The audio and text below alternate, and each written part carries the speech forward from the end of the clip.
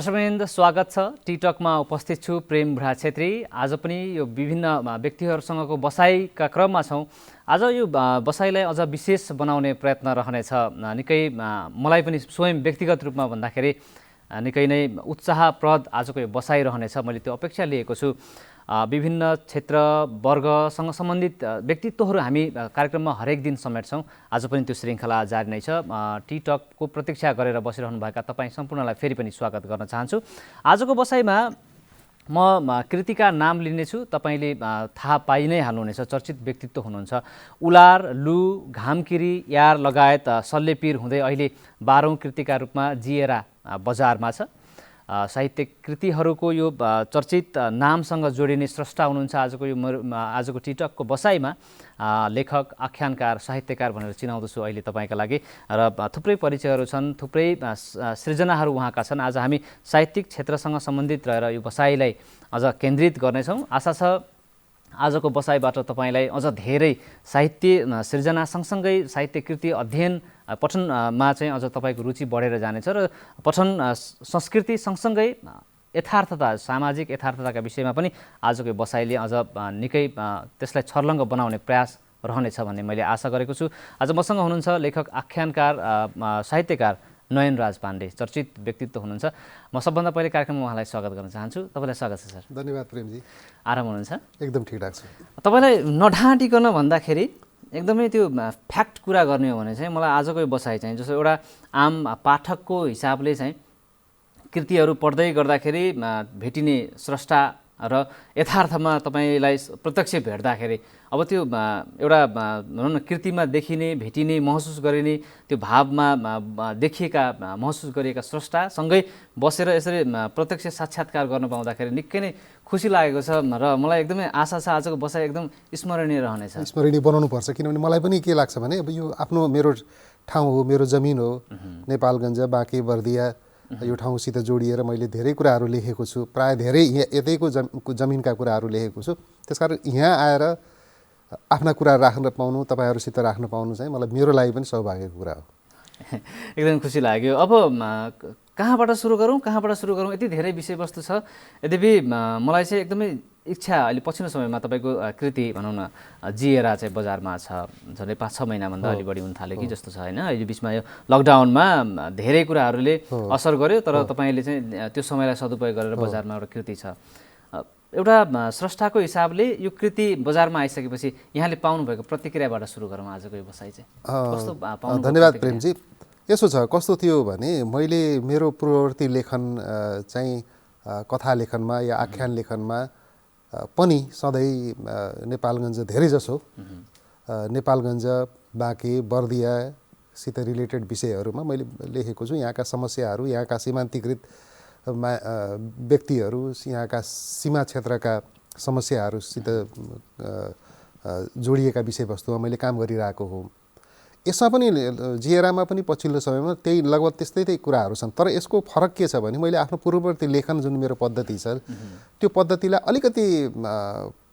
अलिकति भत्काएर अहिले नयाँ किसिमले चाहिँ स्टोरी टेलिङ गर्ने त्यो एउटा पद्धतिलाई मैले आफ्नोमा चाहिँ अभ्यास गरेको छु। यसमा चाहिँ जिएरामा के छ भनेपछि तपाईँको 2-3 एउटै कथामा 2-3टा त्यो मल्टिलेयर्ड स्टोरीहरू छन् कि विभिन्न तहका कथाहरू छन्। नेपालमा प्रायः चाहिँ हामीले कथा लेख्दाखेरि, मैले पनि पहिला कथा लेख्दाखेरि एउटै प्लटमा मात्रै हामी सीमित भएर एउटा कथा व्यक्त गरिरहेका हुन्छौँ। तर मैले त्यो परम्परामा अलिकति चाहिँ अब यसमा केही नवीनता हुन्छ कि त्यसले अनि एउटै कथामा विभिन्न कालखण्डको कुरा पनि आउँछ, कहिलेकाहीँ विभिन्न पात्रहरूको कुरा पनि आउँछ, कहिले विभिन्न समयका पनि, कहिले अहिलेको समय पनि आउँछ, विगतको पनि आउँछ, कहिलेकाहीँ भविष्यका कुराहरू पनि त्यो आएको छ। त्यसै समय पनि त्यो छ्यासमिस भएर आएको छ, पात्रहरूको छ्यासमिस भएर आएको छन्, तिनका मनोदशाहरू छ्यासमिस भएको छन्, पौराणिक पात्र पनि छन् र यथार्थ पात्र पनि एउटै कथामा आइरहेको छ। त्यसकारण यो कथा भन्ने पद्धति जुन हो नयाँ होइन, विश्वमा यस्ता चलिरहेको छन्, तर हामी कहाँ चाहिँ त्यति अभ्यास छैन। अनि कथा लेखनमा चाहिँ कमसेकम त्यो चिजको अलिकति नयाँपन, पाठकसम्म पुग्नुपर्छ भन्ने लागेर मैले त्यो लिएँ। अनि मलाई के लाग्यो भने पाठकहरूले चाहिँ यसरी कथालाई बुझ्नु हुँदो रहेछ होइन।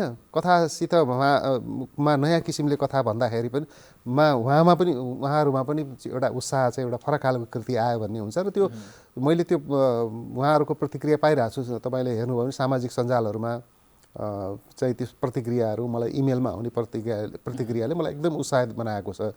किनभने यो फरक काम थियो, फरक कामको एउटा जोखिम पनि हुन्छ होइन। तर जोखिमलाई बुझिदिएर त्यसलाई एप्रिसिएट गरिदिने पाठकहरू भयो भने चाहिँ लेखकलाई एउटा केही न केही फरक काम गरिरहने एउटा प्रोत्साहन हुन्छ। त्यो प्रोत्साहन मैले पाएको छु। यो जिएरामा तराईका विशेष गरी अब तपाईँले अघि पनि भनिहाल्नुभयो तपाईँ काठमाडौँमा जन्मिनुभयो र भनौँ न सानो उमेरदेखिबाट लगभग ब्याचलर पढ्ने बेलासम्मको अवस्थालाई हेर्ने भने तपाईँले नेपालगञ्जमा बिताउनु भयो। तपाईँको धेरै कुराहरू नेपालगञ्जसँग जोडिन्छ पनि। यो जिएरामा भएका घटनाक्रमहरू, त्यसमा देखिने विभिन्न भनौँ न कथा श्रृङ्खलाहरूलाई हेर्दाखेरि चाहिँ त्यसमा भेटिने पात्रहरू, यहाँले यो कथा श्रृङ्खला सँगसँगै तपाईँका अन्य कृतिहरू पनि हेर्दाखेरि विशेष गरी यो मधेसी भनौँ न यो मधेसी वर्ग या त्यो क्षेत्रसँग सम्बन्धित रहेर, त्यो भूभागसँग सम्बन्धित रहेर अलि बढी तपाईँको पात्र छनौटमा पनि त्यो देखिन्छ। यसमा तपाईँको बसाइसँग सम्बन्धित रहेर हो या एउटा स्रष्टाले देख्ने वास्तविकतालाई त्यसमा साहित्यमा उतार्न खोजेको जस्तो हो कि या भनौँ तपाईँले भोगेको जिन्दगीलाई त्यसलाई देखाउन खोज्नु भयो? यसमा फरक चाहिँ के छ?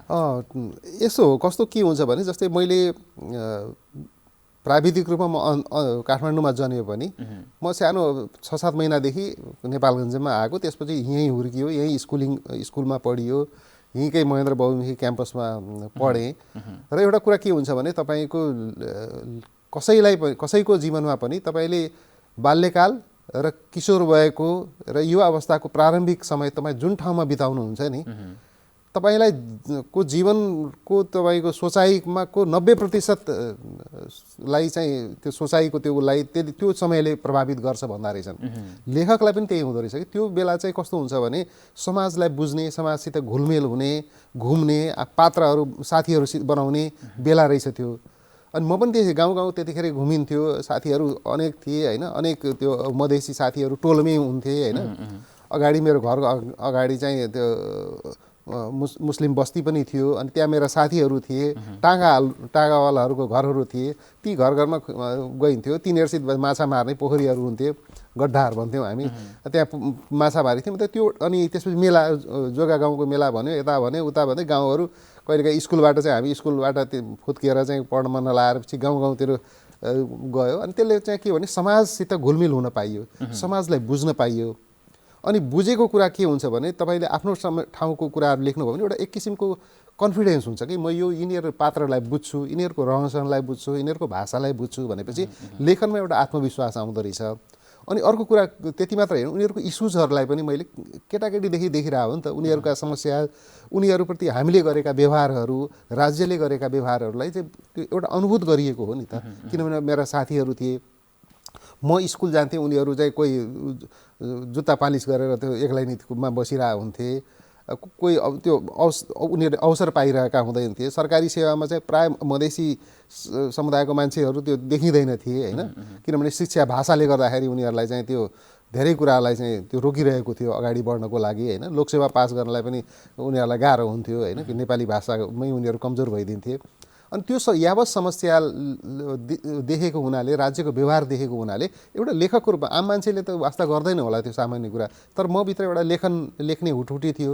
एउटा लेखक मभित्र त्यतिखेरै एउटा निर्माण हुँदै रहेछ त्यतिखेर। त्यसकारण त्यो समाजलाई मैले अलिक गहिरो किसिमले बुझ्न पाएँ र मलाई त्यो दुःखलाई चाहिँ मैले लेख्नुपर्छ भन्ने मलाई अनुभूत भयो। र मैले कुनै योजनाबद्ध मधेस नै लेख्छु भन्ने हुँदैन, तर अनायास मेरो अन्तर्मनमा, मेरो मानसपटलमा, त्यो चेतनामा त्यो कतै न कतै मधेसले सधैँ हस्तक्षेप गर्न आइरहन्छ। र मुद्दाहरू फेरि समय सँगसँगै मुद्दाहरू चेन्ज पनि भइरहेका छन् होइन।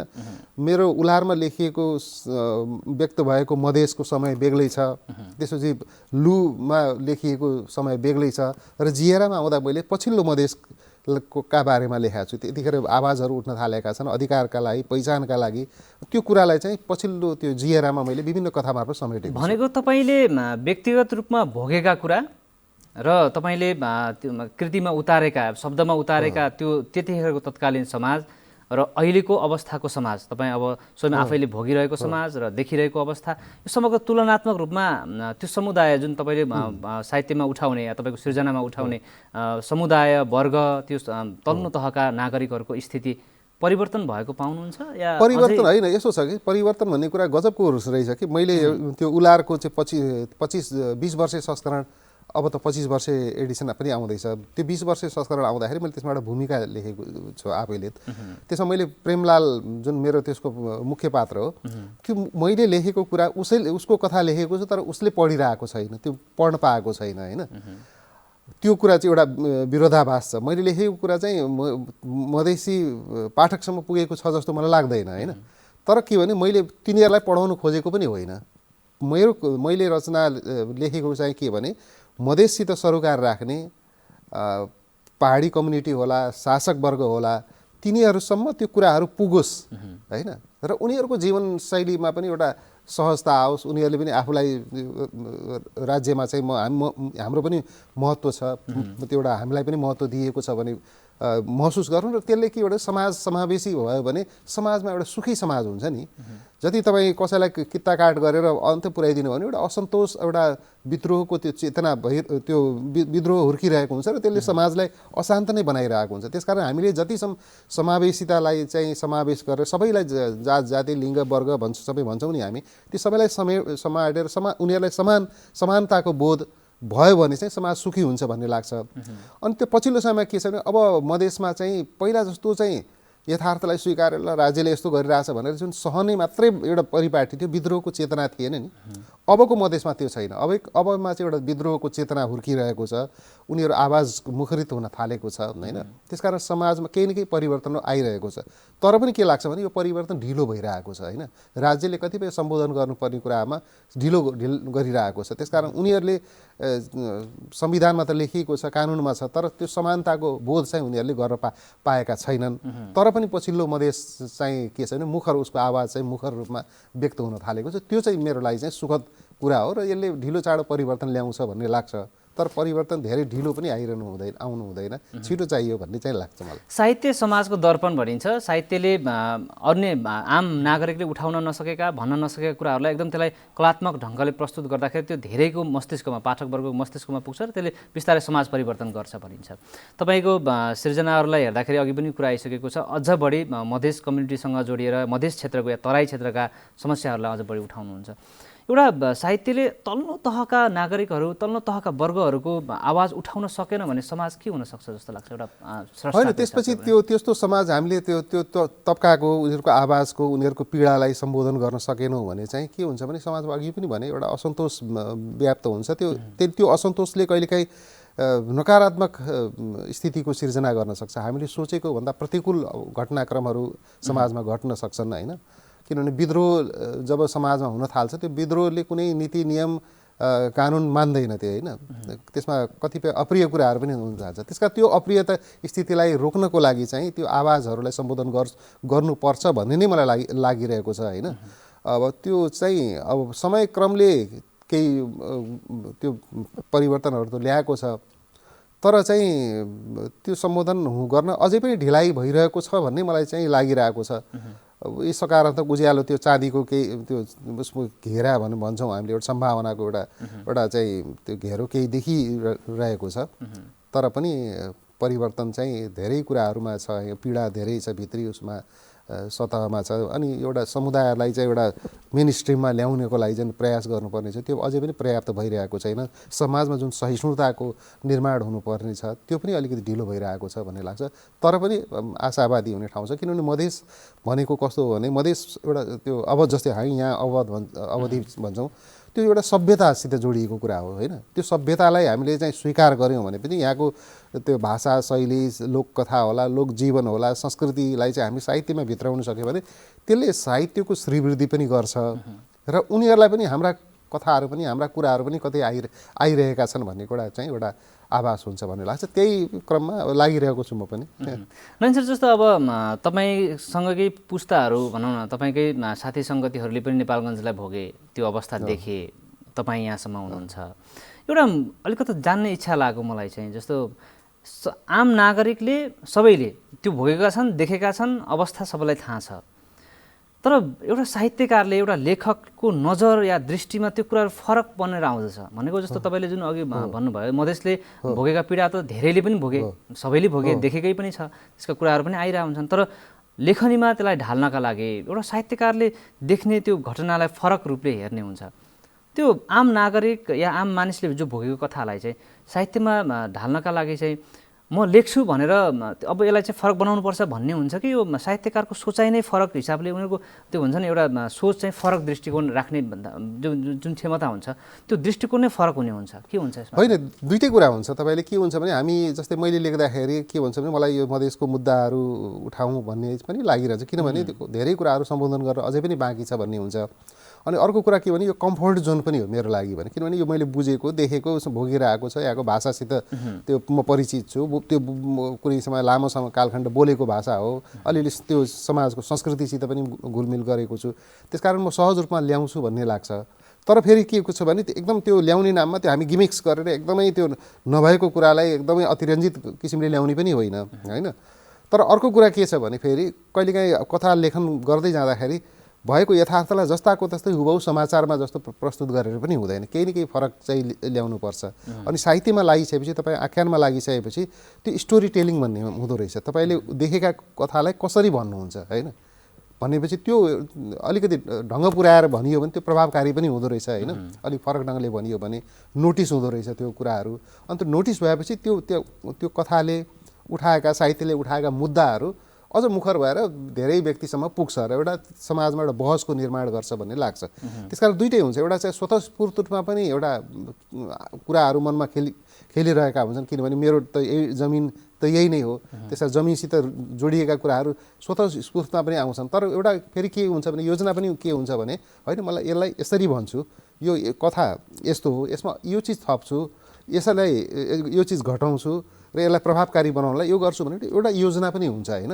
त्यसकारण केही कुरा यथार्थ पनि हो, तर लेखन कतै काहीँ कृत्रिम कुरा पनि हो, होइन। भनेको यो सिर्जनाको भनौँ लेखनीको चाहिँ सारमा हेर्दाखेरि यसको सीमा हुँदैन, यसले जस्तो सोच्ने कुरामा हुनसक्छ, जुन तपाईँले भने जस्तै गरेर फरक दृष्टिकोण राख्ने कुरामा यसले चाहिँ सीमा नाघेर पनि लेख्न सक्छ भन्ने कुरा हुन्छ, त्यो जान्छ भन्ने पनि छ। तर चाहिँ परिस्थिति अवस्थालाई हेर्दाखेरि त्यो कुनै परिधिभित्र पनि रहन्छ, पक्कै रहन्छ। एउटा अनुशासन हुन्छ फेरि लिटरेचरको एउटा, होइन। हामीले धेरै कुराहरू चाहिँ जस्तो साहित्यमा के हुन्छ भने पूर्ववर्ती लेखकहरूले लेखिसकेका कुराहरूलाई त्यही किसिमले फेरि रिपिट गरिरहनु चाहिँ त्यति त्यो साहित्यिक हिसाबले चाहिँ त्यो साहित्यको विकासको हिसाबले त्यति उपयुक्त हुँदैन। तर फेरि कथा त भन्नु छ, कतिपय कुरा त उस्तै छन् फेरि, होइन। त्यसकारण त्यो फरक देखिनको लागि केही कथा भन्ने तरिकामा, केही कलामा त्यो बिम्बहरूको प्रयोगहरूमा चाहिँ केही नवीनताको लागि चाहिँ फेरि प्रयासहरू गर्नुपर्छ, त्यही, होइन। त्यसकारण त्यो लेखन भनेको कुरा पहिला जस्तो स्वान्त सुखाएको कुरा पनि होइन, होइन। अब एकदम आनन्दको, म आफ्नो आनन्दको लागि लेख्छु भन्ने जमाना पनि छैन, किनभने त्यसले तपाईँले लेख्नुभयो भने त्यो समाजमा जान्छ र समाजमा बहस हुन्छ, त्यसको सकारात्मक नकारात्मक प्रतिक्रियाहरू आउँछ। त्यसकारण लेखन भनेको, अबको लेखन भनेको स्वतस्फूर्त एउटा चेतनाको विकास पनि हो र अर्को कुरा चाहिँ योजना पनि हो तपाईँको, होइन। योजना तपाईँले कसरी लेख्ने भन्ने कुरा र म कहाँबाट कथा सुरु गरेर कहाँ अन्त्य गर्छु, चरित्रहरूलाई कसरी निर्माण गर्छु, त्यो चरित्रहरूमा कसलाई, एउटै चरित्रमा विभिन्न पात्रहरू पनि कुराहरू मर्ज भएको हुन्छ, त्यो मर्ज गर्दा कसरी गर्छु, भाषा संस्कृतिलाई कसरी प्रयोग गर्छु, कसरी रुचिकर बनाउँछु भन्ने चाहिँ हुन्छ तपाईँ। किनभने कथामा जस्तै तपाईँ कहाँबाट म क्लाइमेक्सका निर्माण गर्नु, त्यो रुचिकर पनि हुनु पऱ्यो नि त पढेपछि। अनि त्यो टेक्निकहरू हुन्छ, त्यो चाहिँ। त्यसकारण त्यो टेक्निक भनेको अलिकति कृत्रिम कुरा हो, तर लेख्दै जाँदाखेरि, लामो समयसम्म लेख्दै जाँदाखेरि त्यसको लागि त्यो अभ्यस्त भइसक्नुहुन्छ, तपाईँ पनि लेखक अभ्यस्त भइसकेको हुन्छ। त्यसका धेरै त्यो एक्सर्साइज लेख्नुको क्रममा चाहिँ गर्नु पर्दैन। तर सोच चाहिँ हुन्छ कि म यो कथालाई यसरी भन्छु भन्ने त्यो रियालिटी छ, रियालिटीलाई ठ्याक्कै त्यो व्यक्त गर्ने मात्रै होइन, किनभने त्यो समाचारमा आइरहेछ, अखबारमा आउँछ, फिचरहरूमा आइरहेको हुन्छ। त्यसकारण त्यो फिचरहरूदेखि समाचारमा देखिने त्यो यथार्थबाट साहित्यलाई कसरी पृथक बनाउने भन्ने कुरा चाहिँ त्यो क्रममा हामी धेरै कुरा सोच्नुपर्ने हुन्छ। अब तपाईँको व्यक्तिगत जीवनको इतिहासलाई हेर्ने भने तपाईँ कुनै बेलामा टेलिसिरियलबाट, होइन, बिस्तारै अब समग्रमा भन्दा पत्रकारिता जगतबाट त्यसरी आउनुभयो, साना साना पटकथाहरू लेख्दै तपाईँ अहिले यहाँसम्म हुनुहुन्छ। यो आख्यान लेखकका रूपमा तपाईँ चिनिँदै गर्दाखेरि हिजोको त्यो इतिहासले आजलाई वर्तमानलाई यो जुनमा तपाईँ हुनुहुन्छ यो वर्तमानलाई चाहिँ सहज बनाएको महसुस गर्नुहुन्छ यहाँले? एकदमै सहज बनाएको अनुभव हो। किनभने म जब यहाँबाट नेपालगञ्जबाट फर्दर स्टडीहरू उच्च शिक्षाको लागि काठमाडौँ जाँदाखेरि म काठमाडौँमा गएपछि मेरो केही साथीभाइहरू टेलिभिजनसित जोडिएका साथीभाइ थिए अनि उनीहरूकोसित सङ्गत गर्दा गर्दा त्यहाँको एउटा सिनेमाको वृत्तसित पनि म परिचित भएँ। र त्यो एउटा कुरा के छ भने म लेखक भएरै अब त्यो पटकथाहरू लेखक हुन्छ लेखनसितै रिलेटेड कुरा हो। त्यसले मलाई एउटा फाइदा के हो भने पटकथा लेख्दाखेरि तपाईँ के हुन्छ चरित्रलाई कसरी विकास गर्ने, चरित्रले कसरी बोल्ने सजिलो किसिमले बुझाउने हो नि त त्यो दर्शकलाई चाहिँ होइन। धेरै गाह्रो कुरा किसिमले गरेर अलमलमा पार्ने त होइन, त्यहाँ छोटो समयमा धेरै कुरा सजिलो किसिमले बुझाइरहनुपर्छ। किताबमा के हुन्छ भने तपाईँ पढ्नुहुन्छ कहिलेकाहीँ नबुझेको कुरा एकछिन राखेर घोत्लिएर बस्न सक्नुहुन्छ होइन। तर त्यो टेलिभिजनमा या सिरियलमा सिनेमामा त्यो हुँदैन। एकचोटि हेऱ्यो झ्याप्पै त्यही बेलै बुझाउनु पर्छ होइन, उसले रिवाइन्ड गरेर गर्ने कुरा हुँदैन। त्यसकारण मैले त्यतिखेर के सिकेँ भनेपछि चरित्रलाई कसरी स्थापित गर्ने, कसरी कथानकको विकास गर्ने, कसरी त्यो पात्रहरूको सम्बन्धहरूको कसरी विकास गर्ने होइन भन्ने कुरा जो प्राविधिक कुरा छ त्यो चाहिँ फेरि आख्यानमा धेरै काम लाग्दो रहेछ कि त्यो होइन। त्यसकारण तपाईँले कतिपयले के हुन्छ मेरो लेखनमा चाहिँ त्यो चित्रात्मक कुराहरू म बढी आउँछ, बढी त्यो डिटेलिङहरू दिन्छु। त्यो पाठकले पढ्दाखेरि चाहिँ एउटा सिनेमाको जस्तो झल्को आओस्, सबै कुरा छर्लङ्ग भयो, उसले लोकेसन बुझोस्, पात्रको हावभाव बुझोस्, उसले कस्तो लुगा लगाएको छ भन्ने कुरा त्यो मैले देखाउने प्रयास गर्छु। त्यो सिनेमेटिक प्रयासले दिएको सेन्स हो मलाई। त्यो भनेको शब्द पढ्दै गर्दाखेरि एउटा चित्र आओस्, मानसिक रूपमा मानसिकतामा त्यो चित्र चाहिँ बगिरहेको पक्कै हो। किनभने त्यो त्यहाँ त किताबमा त क्यामेरा हुँदैन, तर त्यो क्यामेराले गर्ने काम चाहिँ शब्दले चाहिँ गरोस् भन्ने चाहिँ हुन्छ। त्यो शिल्प चाहिँ मलाई त्यो सिनेमा लेखनमा, पटकथा लेखनमा, सिरियलमा चाहिँ लामो समयसम्म गरेको अभ्यासले मलाई आजसम्म पनि त्यो सजिलो चाहिँ बनाउँछ। सर जस्तो अब यो साहित्य लेखनी गर्ने व्यक्तिहरू या भनौँ न कला सिर्जनामा लाग्ने व्यक्तिहरू भावुक हुनु जरुरी छ या परिस्थितिजन्य अवस्थाबाट पनि मानिसहरूले सिर्जना गर्न होइन? भावुक भन्ने कुरा चाहिँ के छ भने संवेदना हो कि तपाईँले कसैलाई देख्नुभयो केही कुरा यो लेख्नुपर्छ है भने त्यो तपाईँको संवेदनामा कतै न कतै टच गरेपछि त्यो लेख्ने हो। भावुकताले फेरि अर्को कुरा हुन्छ कि भावुक भयो भने के हुन्छ, भावुक त समाजमा धेरै मान्छे हुन्छन्, दुःखी देखेपछि ला बिचरा गरिब रहेछ यताउता भन्ने कुरा हुन्छ। कोही भिखारी छ भने पैसा दिएर टार्ने पनि हुन्छ होइन। म बरु कुनै भिखारी छ भने म त्यसलाई पैसा दिन्न होला होइन, तर म उसको कथालाई चाहिँ उसले किन यस्तो गरिरहेछ, किन यो भिख माग्ने स्थितिमा पुग्यो, किन यसको जीवन सहज भएन भने मलाई स्ट्राइक गर्छ अनि म त्यो कुरा म खोतल्न थाल्छु होइन। त्यसकारण साहित्यले म अरू बेला भन्छ रातारात जिन्दगी त बदल्ला, साहित्य फेरि सिटामोल पनि होइन, खाने बित्तिकै असर पनि गर्दैन। तर कुरो के हो भने त्यो ढिलो चाँडो भए पनि त्यो असर चाहिँ हुन्छ, त्यो चाहिँ रहिरहन्छ कतै न कतै। त्यसले ढिलो चाँडो त्यो समाज परिवर्तनका लागि केही न केही भूमिका त खेल्छ भन्ने लाग्छ मलाई चाहिँ। यो आम नागरिकहरू हरेक व्यक्तिसँग एउटा आफ्नो कथा हुन्छ। उमेर हुँदाखेरि हामी के भन्थ्यौँ भन्दाखेरि जस्तो हुन्छ नि, हामी पनि हाम्रै साथी सङ्गतिहरूमा पनि कुनै पनि व्यक्ति एकचोटि साहित्यकार कवि बन्छ, यो अवस्था अनुसारको कुराहरू हामी त्यतिखेर अहिले पनि गर्छौँ होइन। यो आम नागरिकसँग हरेक व्यक्तिसँग आफ्नो कथा छन्, आफ्नो जीवन छ।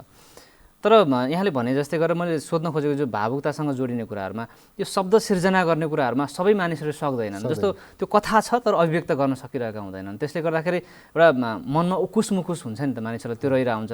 त्यसलाई उकुस मुकुसलाई शब्दमा उतार्नका लागि चाहिँ एउटा म जस्तै युवा भनौँ न, एउटा युवा वर्गले पनि त्यो सिर्जना गर्न सकोस् भन्ने हिसाबले यहाँको एउटा लामो यो यात्राले भनौँ न अनुभवले चाहिँ के भन्छ त्यो विषयमा चाहिँ कसरी चाहिँ आफ्नो अभिव्यक्तिहरूलाई शब्दमा उतार्न सकिन्छ? एउटा युवा वर्गलाई चाहिँ जो लेखनीमा आउन चाहनुहुन्छ उहाँहरूलाई चाहिँ के सल्लाह दिनुहुन्छ? यसो हुँदो रहेछ कस्तो हुन्छ भने लेखन भन्ने कुरा एकैचोटि तपाईँ लेखक बनी पनि हाल्नु हुँदैन, कोही पनि हुँदैन। अनि लेखनप्रति एउटा रुचिको कुरा रहेछ कि, र रुचि एउटा विकास हुने एउटा क्रममा आउँदो रहेछ। जस्तै मैले तपाईँ कोही केटाकेटीमै हुन्छ नि, कोही बच्चा सोध्नु भने म डक्टर बन्छु, इन्जिनियर बन्छु, पाइलट बन्छु भन्ने हुन्छ होइन। त्यो त्यतिखेर रुचिहरू छिनछिनमा दिनै पछि चेन्जहरू हुन्छन्। तर बिस्तारै तपाईँ पढ्दै जानुहुन्छ, समाजसित घुलमिल हुँदै जाँदै गर्दैपछि तपाईँको एउटा रुचिहरू विकसित हुँदै जाँदो रहेछ होइन। तपाईँ कोही अध्ययनतिर लाग्नुहुन्छ, कसैलाई साइन्स पढ्न, म्याथतिर बढी रुचि बढ्दै जान्छ। मेरो हकमा या अरू लेखकको हकमा के भएको हुनसक्छ भने उनीहरूले बिस्तारै त्यो सृजनात्मक कुराहरूमा साहित्यले प्रभावित गरेको, कोर्समा भएका कथाहरूले प्रभावित गरेको, यो कथा कसरी लेख्ने रहेछ भन्ने कुराहरूले प्रभावित गर्दै त्यो तपाईँको एउटा बानी विकसित हुँदै जान्छ र तपाईँ त्यो चिजमा सेटिस्फ्याक्सन अनुभव गर्नुहुन्छ। मैले पनि कानुन पढेँ, मैले अधिवक्ताको लाइसेन्स लिएँ, मैले त्यहाँ अभ्यास गरेको भए हुन्थ्यो नि, तर गरिएन। किनभने मलाई आनन्द केमा लाग्यो भने मसित त्यो शिल्प छ, अभिव्यक्त गर्ने शिल्प छ, त्यसकारण म साहित्यमा लाग्छु भन्ने, साहित्यमा गर्छु भन्ने भयो। र लामो समय गरेपछि त्यो एउटा अभ्यास पनि हुँदो रहेछ। अभ्यासले गर्दाखेरि तपाईँले कथाले कसलाई समाजलाई कसरी बुझ्ने, समाज के कुरा तपाईँले आफ्नो लेखनमा ल्याउनु जरुरी छ भन्ने कुरा आफ्नै लेखनलाई बुझिन्छ, आफ्नै लेखनसित बहस भइरहेको हुन्छ। त्यो चाहिँ त्यो किसिमले रुचि विकास हुँदो रहेछ। अनि अर्को कुरा चाहिँ भने रुचि मात्रै भएर पनि भएन फेरि, होइन? किनभने तपाईँले समाजसित जोडिएका समाजका गम्भीर कुरालाई साहित्यमा बहसमा ल्याउनु छ भने तपाईँले अरूले कसरी लेखे भन्ने कुरालाई अध्ययन गर्नु जरुरी हुँदो रहेछ। नत्र के हुन्छ भने अब मैले आफ्नो एकहोरो लेखिरहेँ भने मेरो लेखन चाहिँ समाज एकातिर, मेरो लेखन एउटा एकातिर भनेर चाहिँ तपाईँले भनेर चाहिँ कहिलेकाहीँ भावुक लेखन, होइन? समाजलाई कुनै गर्दैन, रुवाबासी गराउला के गराउला, तर त्यसले चाहिँ बहस निर्माण गर्दैन। अनि त्यस्तो लेखनको लागि के गर्नुपर्छ, अरूले पूर्ववर्ती लेखकले के लेखे, समकालीनले के लेखिरहेछ भने त्यो अध्ययन गर्न चाहिँ एकदम जरुरी हुँदो रहेछ। मैले एउटा इन्टरभ्यूमा भनेको थिएँ, साहित्यमा चाहिँ नयाँ लेखकले के गर्ने भन्दाखेरि 10 वटा टिप्स दिनुहोस् भनेर एउटा कार्यक्रममा सोध्नु पर्दाखेरि मैले के भने, एक पढ्ने, दोस्रो पढ्ने, तेस्रो पढ्ने, चौथो पढ्ने, पाँचौँ पढ्ने, त्यसपछि लेख्ने, त्यसपछि फेरि पढ्ने, त्यसपछि फेरि पढ्ने अनि लेख्ने भनेपछि त्यो पढाइलाई त्यति महत्त्व दिनुपर्छ। तपाईँ लेखालेखी गरेर पनि हुँदैन, होइन? मलाई लेख्न आउँछ भने त्यो अध्ययन चाहिँ बढी चाहिन्छ। अध्ययनले तपाईँलाई समाज बुझाउँछ, त्यो टेक्निकहरू बुझाउँछ, त्यो साहित्यमा ल्याउने कला पक्षलाई सित नजिक गराउँछ तपाईँले, होइन? त्यसकारण अध्ययन सबभन्दा जरुरी छ भन्ने मलाई लाग्छ। अब अघि हामीले कुराकानी गर्दाखेरि भनौँ न, एउटा घटनाको यथार्थसँग जोडिएर त्यसमा केही काल्पनिकता, केही रसहरू मिसाइसकेपछि त्यो सृजनाको रूपमा आउँछ भन्ने कुराहरू भयो। यो लेखकले आफै भोग्नुपर्ने कुराहरू पनि रहन्छन्, कतिपय कुरा काल्पनिकमा पनि जान्छ साहित्य चाहिँ। यो जस्तो तपाईँ तराई भेगतिर हुर्किँदै गर्दाखेरि यहाँको माटो, भूगोल सबै अवस्था बुझिसक्दाखेरि आज तपाईँले जुन सृजना गर्नुहुन्छ, आम नागरिक या एउटा स्रष्टाले आफ्नो सृजना गर्नका लागि उसले विभिन्न ठाउँहरूको भूगोलको विषयमा घुम्न जरुरी छ, अध्ययन त छँदैछ, घुम्न जरुरी छ। गएपछि पात्रहरू, परिवेशहरू देखिन्छ, त्यसले एकदमै उपयोगी हो। अध्ययन जस्तै भ्रमण पनि एकदमै जरुरी चिज हो। भ्रमणले तपाईँको सङ्गत निर्माण गर्छ, होइन? अनि भूगोलसित परिचित गराउँछ, समस्याहरूसितलाई तपाईँले ठ्याक्कै तपाईँको स्पटमा गएर बुझ्नुहुन्छ, होइन? तपाईँले समस्याहरू, समाजका समस्यालाई दिमागमा क्रिएट गर्ने त होइन, तपाईँले देख्नु पर्यो, देखेर भोग्नु पर्यो, त्यसलाई त्यो अनुभूत गर्नु पर्यो। त्यो चिजलाई चाहिँ भ्रमण र अध्ययन जस्ता कुराहरूले चाहिँ तपाईँ प्रभावित गर्छ। अनि एउटा कुरा के छ भने साहित्यमा अघि त्यो सहानुभूतिको, भावुकताको कुराहरू आए। साहित्यमा पात्रलाई सहानुभूति दिएर तपाईँले लेख्ने होइन, उसको दुःखलाई समानुभूति, होइन? सिम्प्याथी होइन कि त्यो इम्प्याथी भन्ने हुन्छ, त्यो समानुभूति कि ऊ जस्तै भएर तपाईँले अभिव्यक्त गर्न सक्नुभयो भने त्यो सफा हुन्छ। सहानुभूति देखेर पात्रलाई बिचारा भनिदियो भने त्यो एउटा दया गरेर तपाईँले क्रिएट गरेको जस्तो हुन्छ। त्यो साहित्यमा त्यो त्यस्ता कुराहरू राम्रो मानिँदैन, प्रभावकारी भयो। त्यस कारण समानुभूति गर्ने चाहिँ जुन कुराहरू छ त्यो चाहिँ अध्ययनले दिन्छ, भ्रमणले दिन्छ भन्ने मलाई लाग्छ। अब हामी कार्यक्रमको अन्तिम चरणमा पनि छौँ। एउटा अभिभावकको जिम्मेवारी पनि छ तपाईँसँग। आम मानिसहरूको चाहिँ के हुन्छ भन्दाखेरि आफूले गर्न नसकेका कामहरू आफ्नो सन्तानमा उनीहरूले पुरा गरिदिए हुन्थ्यो जस्तो एउटा अपेक्षा रहन्छ। तपाईँ साहित्यमा यति धेरै चर्चित हुनुहुन्छ र विभिन्न सृजनाहरू दिनुभएको छ, साहित्यलाई अगाडि बढाउनका लागि यहाँको अमूल्य योगदान छ। आफ्ना सन्तानहरूले पनि यो पथ पछ्याइदिए हुन्थ्यो जस्तो लाग्छ यहाँलाई? होइन, त्यस्तो लाग्दैन। हेर्नुहोस्, मलाई के लाग्छ, समाजमा सबै साहित्यकार भएर पनि काम छैन। किन समाज चलाउनुको लागि कोही साहित्यकार हुनुपर्छ, कोही प्राविधिक हुनुपर्छ, जस्तै यहाँ हुनुहुन्छ, क्यामेरा चलाइरहनु भएको छ। समाजमा मेरो जति योगदान छ उहाँहरूको पनि त्यतिकै योगदान हो। अनि त्यो समाजमा डक्टर चाहियो, इन्जिनियर चाहियो, त्यो सामान्य एउटा त्यो कर्मचारी चाहियो, चालक चाहियो, यो सबै भएर समाज सुन्दर बन्ने हो, त्यो समाज चलायमान हुने हो। त्यसकारण म साहित्यकार हो, मेरो छोरो पनि होस् भन्दिनँ, तर एउटा अपेक्षा के राख्छु भने उसले पनि समाजसित जोडियोस्, समाजप्रतिको आफ्नो जिम्मेवारीलाई बोध गरिदियोस् भन्ने हुन्छ नि। हामी भन्छौँ नि ठुलो मान्छे होइन असल मान्छे बन्नुपर्छ भन्दाखेरि त्यो असल मेरा सन्तानहरू असल हुन् भन्ने अपेक्षा चाहिँ राख्छु। तर साहित्य नै लाग्नुपर्छ, होइन? यही नै हो समाजलाई बुझ्ने, एकदम यही अन्तिम सत्य हो, यही विधानै सर्वश्रेष्ठ हो भनेर चाहिँ बसिरहनु। त्यसकारण त्यो आफ्नो रुचि अनुसार गर्न सबै त्यो काम गर्नलाई आफूलाई अभिव्यक्त गरेर सबै स्वतन्त्र हुनुपर्छ भन्ने मलाई लाग्छ। तर पनि के भने भइदिएको भए खुसी लाग्ने चाहिँ हुन्छ फेरि होइन। अनि त्यो भयो भने घरमा छलछल पनि हुन्छ, यताउता हुन्छ। तर त्यो चाहिँ दबाब चाहिँ मेरो छोराछोरीलाई पनि छैन र उनीहरू स्वतन्त्र छन् आफ्नो कुरालाई। तर त्यही हो मैले अघि भने समाजसित, परिवेशसित, आफ्नो देशसित त्यो चाहिँ परिचित पनि भइरहनुपर्छ र त्यसमा आफ्नो योगदान के छ भन्ने कुरा चाहिँ दिइरहनुपर्छ। जुनसुकै क्षेत्रबाट त्यो योगदान चाहिँ आफ्नो उपस्थिति चाहिँ समाजमा देखाइरहनुपर्छ भन्ने मलाई लाग्छ। मानव हुनुको सार पनि त्यही हो सायद। पक्कै हो। अब म तपाईँसँग अन्तिम प्रश्न गर्न चाहन्छु। यो अहिलेको समग्र हेर्दाखेरि पठनी क्रियाकलापहरूमा जुन पठन संस्कृतिको हिसाबले हेर्दाखेरि आम पाठकको रुचि कस्तो पाउनुहुन्छ र एउटा व्यक्ति जो स्रष्टा छ र म चाहिँ साहित्य सिर्जनामै आफ्नो जीवन व्यतीत गर्छु भन्ने व्यक्तिहरूले साहित्य क्षेत्रमा लागेर आफ्नो समग्र जुन आर्थिक पक्षलाई पनि हेर्ने हो भने चाहिँ समग्र जीवनयापनमा सहजता छ? यसो हो कि तपाईँ कस्तो हो भने साहित्य लेखन भनेर तपाईँ कोही पनि मलाई लेखक आउँदाखेरि म यो साहित्यको बाटो कमाएर चाहिँ एकदम गर्छु भनेर प्रायः चाहिँ आउँदैन होला कि भन्ने लाग्छ। दोस्रो कुरा के भने साहित्यकारै भएर होल टाइम बन्नु पनि पर्छ होइन। अरू पेसा गरेर पनि साहित्य लेख्न सकिन्छ। कतिपय लेखिरहनु हुन्छ, डक्टरले लेखिरहनु भएको छ, इन्जिनियरले लेखिरहनु भएको छ होइन। त्यस कारण एउटा बेग्लै चिज हो। अनि अर्को कुरा मुख्य कुरा तपाईँले सोध्न खोजेको के भने समाज अहिले चाहिँ 10 वर्ष अगाडिको पठनको स्थिति र अहिले फेरिएको छ। अहिले एउटा नयाँ पाठक वर्ग निर्माण भएको छ होइन। जस्तै विशेष गरेर +2 गरेकाहरू चाहिँ लाई बिस्तारै लिट्रेचरसित चाहिँ उनीहरू अभ्यस्त हुन थालेका छन्। किनभने उनीहरूले सुरुवात अङ्ग्रेजीबाट गऱ्यो भने पनि हाम्रो नेपालमा के भइरहेछ भन्ने कुरा एउटा बुझ्ने र नयाँ किसिमले केही कुराहरू समाजमा आएका छन् होइन। कुनै कथा आएको छ, कुनै कविता आएको छ, निबन्ध अरे यसमा त नयाँ किसिमले भनेको छ भनेपछि त्यो भाषाको छेकबार उनीहरूलाई हुँदैन। त्यसकारण त्यो के भने त्यो वर्ग आएको छ। अनि त्यस सँगसँगै फेरि सामाजिक सञ्जालहरूको निर्माण भएको छ। अनि लेखकहरूले पनि अलिकति मेहनत गर्न थालेका छन् किनभने पाठक पनि जिम्मेवार छ र पाठकलाई त्यो को स्तरलाई चाहिँ मैले अवहेला गरेर आफ्नो शान्त सुखाएको मात्र लागि लेख्नु हुँदैन। मैले पनि अध्ययन गर्नुपर्छ, अनुसन्धान गर्नुपर्छ भन्ने प्रवृत्ति भएको छ। यो सबै कुराले गर्दाखेरि चाहिँ पठन संस्कृतिको विकास भएको छ।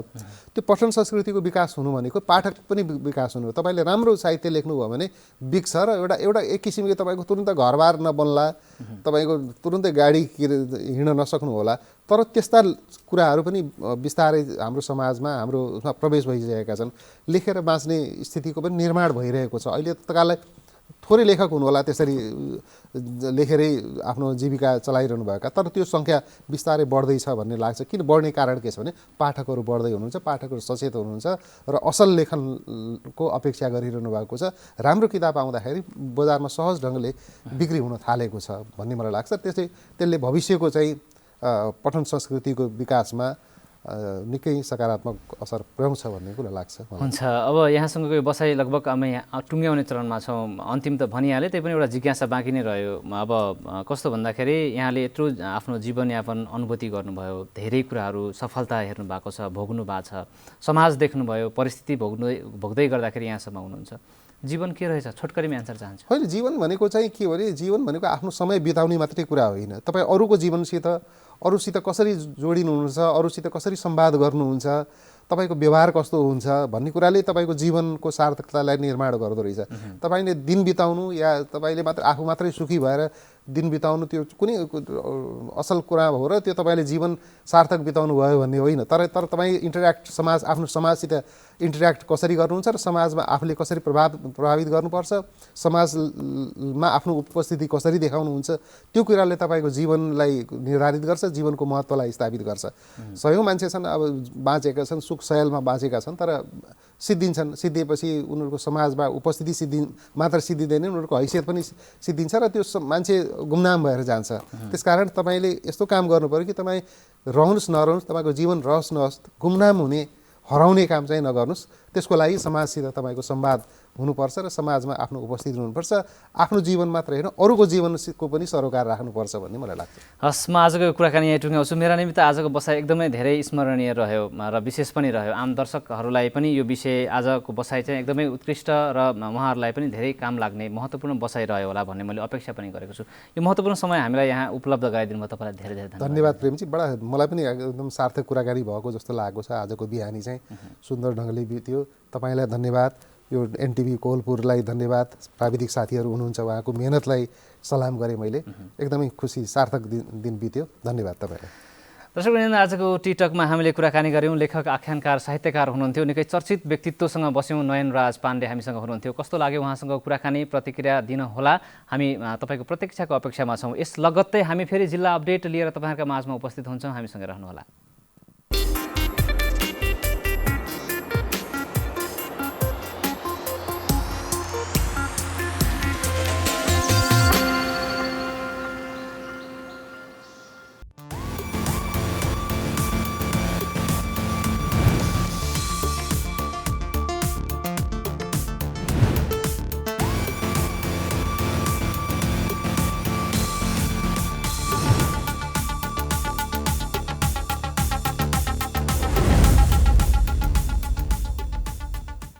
दर्शकवृन्द, पुनः स्वागत छ। अब भने हामी जिल्ला अपडेटमा छौँ। यहाँलाई थाहा भइसकेको कुरा हो, हामी जिल्ला अपडेटमा विभिन्न जिल्लामा रहेका घटनाक्रमहरू, विषयवस्तुलाई, सान्दर्भिक पक्षलाई र तत्कालीन समयमा भइरहेका विषयवस्तुमा अपडेट लिन्छौँ। सहकर्मीहरू हुनुहुन्छ हाम्रा, जिल्ला सहकर्मीहरूसँग कुराकानी गर्छौँ। विषयवस्तु अनुसार त्यससँग जोडिएका व्यक्तित्वहरूसँग, सम्बन्धित निकायहरूसँग पनि हामी प्रश्न गर्छौँ, अपडेट लिन्छौँ। यो क्रम आज पनि जारी छ। जिल्ला अपडेटमा पछिल्लो समयमा अब कृषि प्रधान देश हामी नेपाल, सँगसँगै नेपालीहरू कृषिमा आबद्ध छौँ, तर पनि समयमा मल नपाउने समस्याहरू यो अलि पुरानो समस्या हो, अझै पनि सुधार हुन सकेको छैन। समस्याहरू कहीँ न कहीँ देखिएका छन्। यद्यपि आम नागरिकमा प्राङ्गारिक मलतर्फको आकर्षण बढाउन नसक्दाखेरि रासायनिक मलहरूको अझ बढी प्रयोग छ, जसका कारणले आम नागरिकहरूले चाहिँ बेलामा रासायनिक मल भएन भने उत्पादन घट्दछ भन्ने कुराहरूमा अझ धेरै बढी विश्वास छ। यथार्थ कुरा त्यसमा पनि केही न केही छँदै नै छ, जसका कारणले गर्दाखेरि पनि रासायनिक मलहरूको अझै पहुँचमा आम नागरिकहरू समयमा पुग्न सक्दैनन्। सरकारले मलका लागि चाहिँ पहल गरिरहेको छ, ढुवानीका लागि पहल गरिरहेको छ।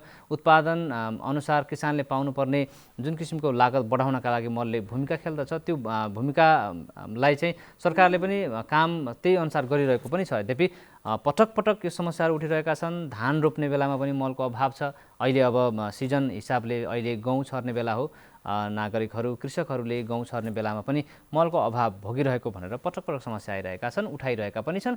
कैलालीमा पछिल्लो समयमा मल अभाव भएको भनेर हामीले पछिल्लो लगभग 1-2 साता जस्तो हुन थालिसक्यो। त्यहाँका समस्याहरू हामीले पटक पटक समाचारहरूमा पनि उठाइरहेका छौँ। यद्यपि अहिलेसम्म मलको आयातका लागि या मलको परिपूर्तिका लागि, त्यो आवश्यकता मेटाउनका लागि चाहिँ आवश्यकता परिपूर्तिका लागि सम्बन्धित निकायले चासो दिन सकेको छैन। हिजो पनि हामीले मलका विषयमा पनि समाचारहरू, सामग्रीहरू प्रस्तुत गरेका थियौँ। कैलालीमा यो अवस्था अन्य जिल्लाहरूमा पनि छ, कैलालीमा अलि बढी देखिएको कुराहरू आइरहेको छ। किन समस्या समाधान हुन सकिरहेको छैन? अवस्था के छ? कृषकहरू के भन्नुहुन्छ? यो विषयसँग सम्बन्धित रहेर जिल्ला अपडेट जोड्दैछौँ। निर्मला खडायत कैलालीका हाम्रा सहकर्मी टेलिफोन सम्पर्कमा जोडिनु भएको मैले जानकारी प्राप्त गरेको छु। निर्मलाजी नमस्कार, स्वागत छ। नमस्कार प्रेमजी। अब सिधै विषयवस्तुमा प्रवेश गरौँ। लामो समयदेखि कैलालीमा मल अभाव छ, किसानहरूले गहुँ छर्न पाएका छैनन्, कतिपय खेतबारी बाँझै छ, उत्पादन वृद्धि नहुने भएपछिको लगानी उठाउनका लागि पनि समस्या हुन्छ भनेर किसानहरूले भनिराख्नु भएको छ। कैलालीको समग्र अवस्था, यो मलसँग सम्बन्धित समस्याहरूका विषयमा थोरै जानकारी गराउनुहोस् न। पक्कै पनि प्रेमजी, यो निकै दुःखद कुरा भन्नुपर्छ। नयाँ समस्या भएको भए समाधान नहुनु एउटा पाटो थियो, तर मलको समस्या भने हरेक वर्ष दोहोरिँदै आइरहेको छ। यो खेतीपातीको समय भयो कि मल अभाव भयो भन्ने कुराहरू बाहिर आइरहन्छन्। अब कैलाली जिल्लामा अहिलेको हकको कुरा गर्नुहुन्छ भने जुन हाम्रो सुदूरपश्चिम प्रदेशकै लागि मल बिक्रीको लागि चाल ट्रेडिङ र कृषि सामग्री लिमिटेडले जिम्मेवारी लिएका छन्। तिनमा चाहिँ अहिले मलको मौजात 0 जस्तै छ। मैले जानकारी लिए अनुसार चाहिँ दुवै ठाउँमा अहिले अब गहुँको लागि डिएपी मल अहिले आवश्यक हो, तर दुवै ठाउँमा चाहिँ डिएपी मल 0 नै छ मौजात। भनेपछि किसानहरू एकदमै चिन्तामा छन्। अब धान खेती जुन भित्र्याउन लागेको धान खेती बाढीले बगाएर लग्यो, जुन लामो समयसम्म के अरे जोगाएका किसानका जुन धान बाली थियो त्यो चाहिँ अब अस्ति चाहिँ निरन्तर आएको वर्षाले गर्दाखेरि बाढीले बगाएर लग्यो। अब यो गहुँ खेती चाहिँ राम्ररी लगाउँला, अलिकति गहुँ खेतीमा सरकारबाट पनि केही राहत आउला कि भन्ने जुन अपेक्षा किसानहरूले बोकेका थिए, ती किसानहरू अहिले निराश भएका छन्, किनभने उनीहरूले मलसम्म पाउन सकेका छैनन्। प्रेमजी, निर्मलाजी, जस्तो अब हामी यो समस्याहरू, किसानका समस्याहरू हामीले टेलिभिजनमा देखाउँछौँ, समाचारहरू प्रस्तुत गर्छौँ, सम्बन्धित निकायलाई अवस्थाका विषयमा जानकारी पनि गराउँछौँ। तपाईँले भने जस्तै गरेर साल ट्रेडिङ र त्यहाँको कृषि सामग्री कम्पनीले जुन एउटा जिम्मेवारी आफ्नो छ, त्यो जिम्मेवारी पुरा गर्न सकेको छैन, जसका कारणले किसानले समयमा मल पाउन सकेनन्। यहाँले ती सम्बन्धित व्यक्तिहरूसँग, त्यो सम्बन्धित निकायका पदाधिकारीहरूसँग कुराकानी गर्नुभएको होला। यो कहिलेसम्म यो समस्या रहन्छ, कहिलेसम्म समाधान हुन्छ? किसानले सहज मल पाउन नसक्नुको कारणमा उहाँहरू के भन्नुहुन्छ? पक्कै पनि प्रेमजी, किसानहरूका दुःख सुन्नुका साथै हामीले सरकारवाला निकायहरूसँग पनि प्रश्न गर्यौं। तर बुझ्दै जाँदाखेरि उहाँहरूको पनि भनाइ के छ भने हामी मल दिन तयार छौँ, तर माथिबाट नै अब कोटा अनुसारको किसानहरूको माग अनुसारको मल नआइदिएपछि हामी पनि बाध्य छौँ भन्ने उहाँहरूको जवाब छ प्रेमजी। अब किनभने किसानहरूको जुन माग छ, जुनसुकै खेतीको लागि भए पनि, जुनसुकै बालीको लागि भए पनि, कहिले पनि यो ठाउँमा माग अनुसारको मल आउन सकेको छैन प्रेमजी। तर पनि अब केही किसानहरू जो सीमा नजिकका छन्, उहाँहरूले चोरी गरेर भए पनि, लुकीछिपी भए पनि भारतबाट अब त्यो गुणस्तरीय मल त होइन, तर अब कमसल खाले मल भए पनि उनीहरू ल्याउन बाध्य छन्। तर त्यही पनि कोही सुरक्षा निकायले देखिदिए भने अब अपराधीलाई चाहिँ हेर्ने, मल ल्याउँदाखेरि नि किसानहरूलाई त्यहीँनिर मल रोकिदिने लगायतका कुराहरू पनि हामीले खेपिरहेको भनेर किसानहरूले दुखेसो गर्नु भएको छ। अब यो कसरी समस्या समाधान होला, अब त्यो त अब प्रश्न नै एउटा रहेको छ सबैको मनमा। तर किसानहरूको भनाइ के मात्रै छ भने बरु किसानहरूलाई अरू केही पनि अनुदानका कार्यक्रमहरू चाहिँदैन, तर सरकारले समयमा मल, बिउ र सिँचाइको व्यवस्था गरिदिनु पर्यो। यी कुरा मात्रै भयो भने कृषिबाट निकै समृद्धि हासिल गर्न सकिन्छ भन्ने किसानहरूको भनाइ छ प्रेमजी। हस्, हुन्छ, यहाँलाई यो जानकारीका लागि धेरै धेरै धन्यवाद। धन्यवाद प्रेमजी। दर्शकवृन्द, कैलालीका हाम्रा सहकर्मी निर्मला खडायत हुनुहुन्थ्यो टेलिफोन सम्पर्कमा। हामीले अन्य विषयलाई छोएनौँ आज। कैलाली जिल्लाका समग्रमा मलको अभावका विषयहरू पछिल्लो समय निकै निरन्तर उठिरहेको छ। त्यो विषयलाई लिएर अवस्थाका विषयमा त्यहाँको जानकारी लिने कोसिस गऱ्यौँ। सम्बन्धित निकायले यो विषयमा के भन्छ भनेर पनि उहाँसँग जानकारी लियौँ। सहकर्मीले भनेअनुसार चाहिँ अझै पनि समस्याहरू देखिएका छन्। कोटा निर्धारण भएका कारणले गर्दाखेरि सुदूरपश्चिममा सहज रूपमा मल प्राप्त हुन सकेको छैन भनेर निकाय, त्यसका सम्बन्धित पदाधिकारीहरूले भनेको कुरा जोड्दै हुनुहुन्थ्यो। कृषकहरू निकै प्रताडित रहेका छन्।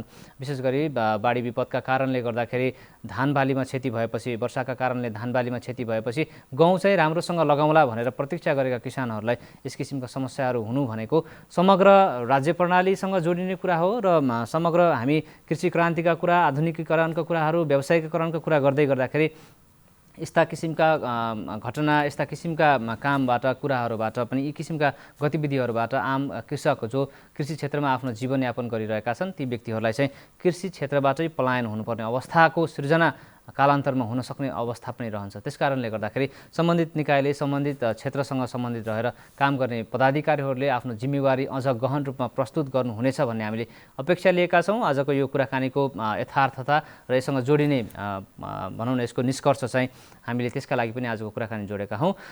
यति भन्दै बिहानदेखि हामीलाई अहिलेसम्म हेरेर साथ दिनुभयो, यहाँलाई धेरै धेरै धन्यवाद दिन चाहन्छौँ। भोलि फेरि नयाँ विषयवस्तुका साथमा कार्यक्रममा तपाईँहरूका माझमा उपस्थित हुनेछौँ। त्यतिन्जेलसम्मका लागि बिदा दिनुहोस्। तपाईँको दिन शुभ रहोस्। नमस्कार।